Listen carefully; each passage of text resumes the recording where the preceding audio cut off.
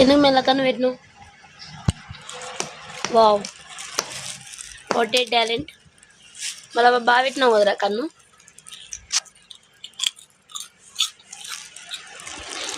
ఏంది ఇదంతా ఇంట్లో? ఏంది అభి? ఏంది ఇదంతా ఇంట్లో చెప్పు ఫస్ట్.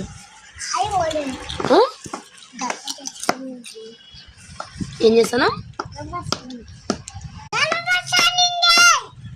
గణపతి స్వామినే ఇటు ఇంట్లో తెచ్చి చేస్తారా? వీడు చూడు, నువ్వేం చేస్తున్నావురా? రే, ఏం చేస్తున్నావు హేమంత్?